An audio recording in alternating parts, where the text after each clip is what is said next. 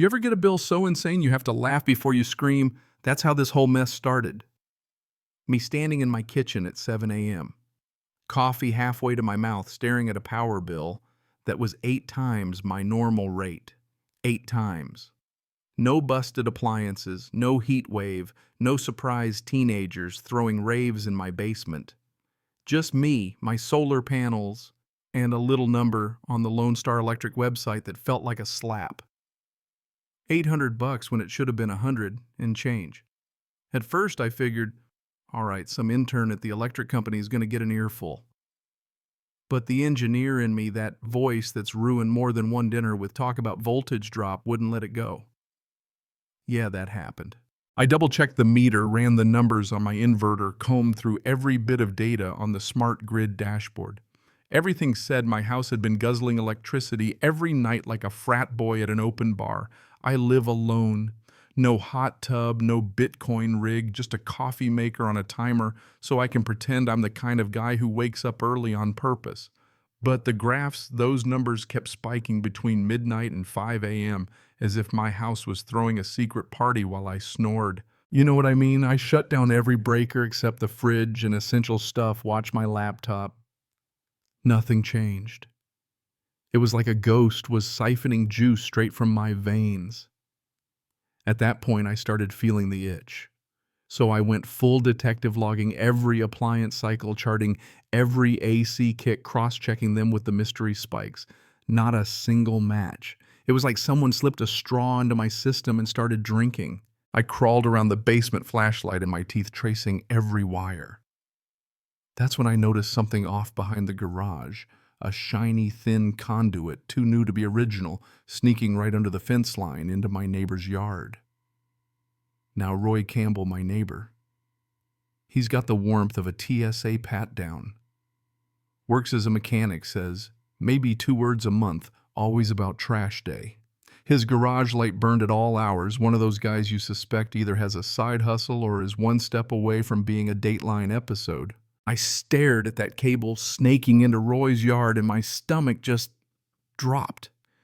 All those late-night surges, the power drain, it lined up perfectly with the hours Roy tinkered in his man cave. I went inside, sat at the counter, and started connecting the dots. Data doesn't lie. People do. But those numbers, they lined up like witnesses. But I didn't want to go pointing fingers without proof. So I rigged up a hidden camera, thank you leftover GoPro from the raccoon buffet days, and a motion sensor tucked in a vent. Set everything to upload to the cloud because if Roy was the kind of guy to steal power, he might be the kind to smash a camera if he found it. For 2 days, I played it cool, pretending to work, checking feeds every hour. Nothing but leaves and that Texas heat making the world shimmer. By the 3rd afternoon, though, I got a motion alert. There's Roy, greasy overalls and all, opening my breaker box with a little key like it was his own. He tugged, that cable grunted, walked away, like checking his mail. I took screenshots, sorted them in a folder labeled Power Theft Evidence. Because look, habits die hard, and called up Ramon, an electrician buddy I trust. He poked around, tested voltages, and after an hour just looked up and said, "You got a parasite, my friend." He gave me an official report signed, certified, time-stamped. I uploaded it all, called Lone Star, and suddenly the board rep on the line was transferring me to loss prevention. I did the math. Roy had run up over $8,000 in power on my dime. That's a semester at State College or a pretty nice used truck, not a mechanic's free ride.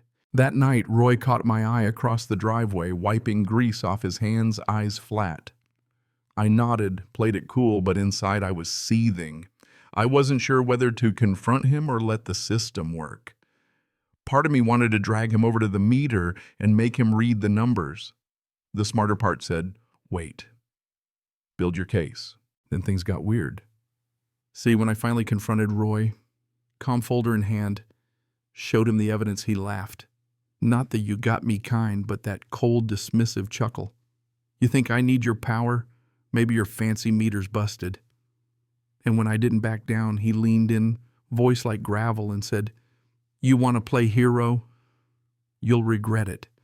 I know where your brother works. I know where your niece goes to school." The air just drained out of me. Suddenly, this wasn't about power. This was about control, about some guy who figured threats would make me back down. That's when I called Nate, my brother, and yeah, he's a cop. He listened, then went full big brother protector. Back up your evidence, send me copies, don't confront him again. Let him dig his own grave. So I doubled down on security. Cameras everywhere, automated alerts, locked every window and door. Couldn't sleep, kept checking the feeds. You try ignoring it when someone threatens your family. Roy went quiet.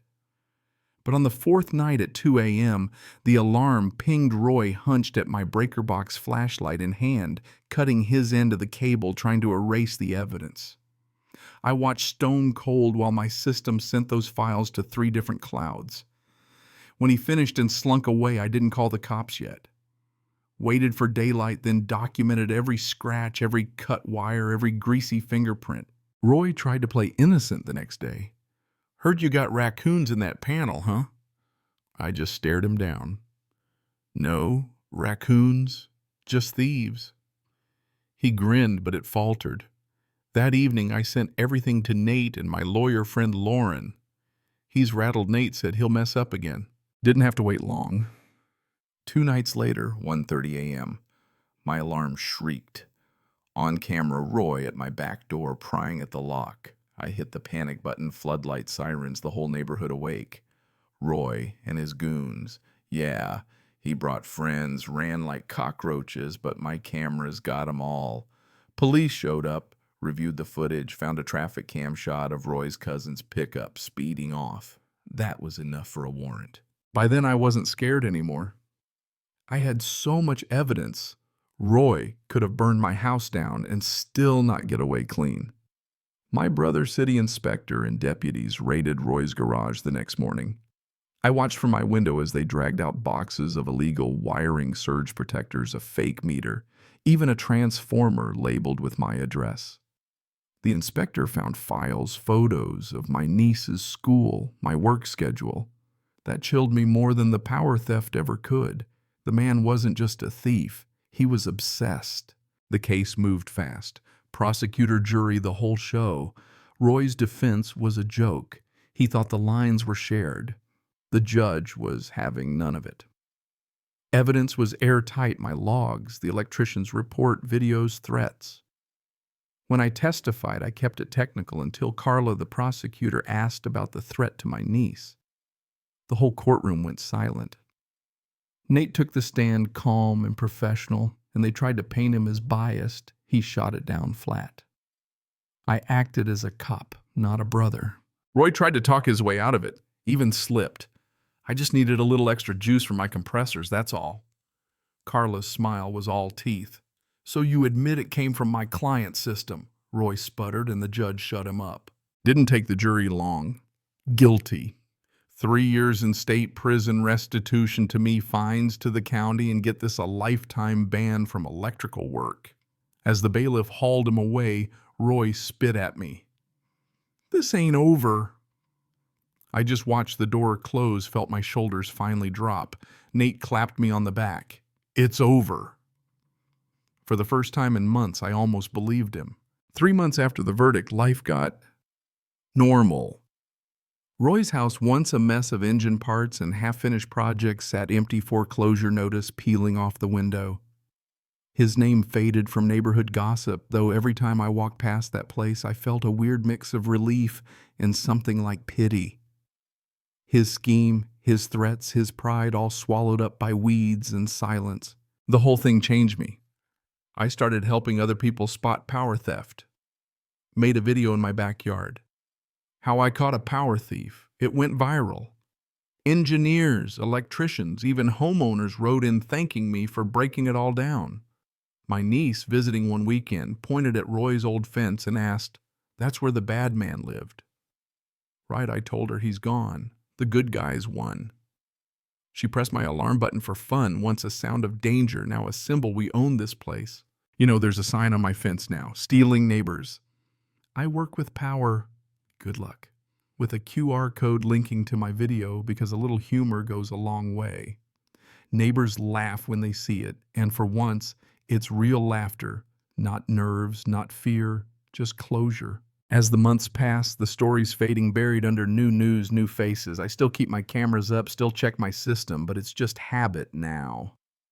Roy's name pops up in court bulletins, sometimes appeals denied, parole postponed, but I don't bother reading. That chapter's closed. Now, some nights I sit on the porch, wind in the wires overhead, listening to the quiet, knowing every watt running through my house is mine again. Power isn't just electricity, it's knowing you stood your ground, protected your family, and turned a nightmare into a lesson for everybody else. So let me ask you, if someone threatened your peace, your family, your home, how far would you go to take it back? Drop your thoughts below. Tell me where you stand on justice, on what's right and wrong, and maybe share your own story if you've got one. And hey, if you want more real stories about fighting for what's yours, hit that like, subscribe, and stick around. We're just getting started.